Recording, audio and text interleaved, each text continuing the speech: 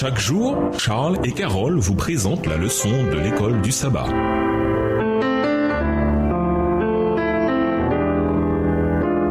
Bienvenue dans votre émission Dieu nous parle. Nous voilà à la leçon de vendredi. Pour aller plus loin, nous vous invitons à lire dans le livre Patriarches et Prophètes, le chapitre Le Déluge, livre écrit par Ellen G. White. Le grand prêtre n'arrivait pas à se défendre. Il ne prétendait pas qu'Israël n'était pas coupable. Couvert de vêtements sales, symbole des péchés du peuple dont il s'est chargé, Josué, le représentant de ce dernier, se tient debout devant l'ange. Il confesse toutes ses transgressions en exprimant la repentance et l'humiliation de leurs auteurs. Et il s'en remet au Rédempteur qui pardonne, et il invoque avec foi les promesses divines. Les accusations de Satan contre ceux qui recherchent le Seigneur ne sont pas provoquées par sa haine du péché. Il se réjouit au contraire des défauts de caractère des chrétiens, car il sait que seule la transgression de la loi divine lui assurera tout pouvoir sur eux. Ces accusations sont uniquement inspirées par son inimitié pour le Sauveur, mais par le plan du salut, Jésus supprime l'emprise de Satan sur la famille humaine et il la délivre de sa puissance. Il est impossible à l'homme, par ses propres forces, de tenir tête aux accusations de l'ennemi. Debout devant Dieu, vêtu de vêtements sales, il confesse ses péchés. Alors Jésus, notre avocat, plaide efficacement en sa faveur. Il défend sa cause et, grâce au sacrifice du calvaire, il triomphe de l'accusateur. Sa parfaite obéissance à la loi divine lui a donné tout pouvoir dans le ciel et sur la terre. Et il supplie son Père d'accorder sa miséricorde aux pécheurs et de le réconcilier avec lui. Extrait du livre Patriarches et Prophètes, chapitre 47, les pages 405 et 406, livre écrit par Ellen G. White. À méditer. Jésus dit à ses disciples qu'ils étaient dans le monde, mais pas du monde.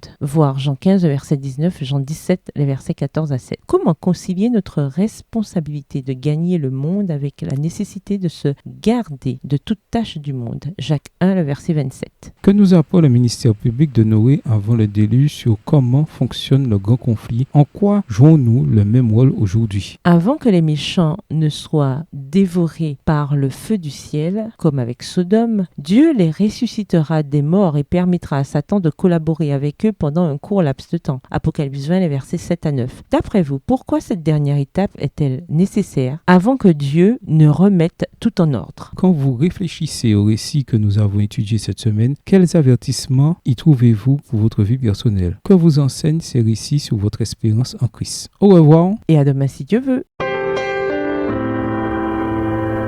Dieu nous parle. Chaque jour, Charles et Carole vous présentent la leçon de l'école du sabbat.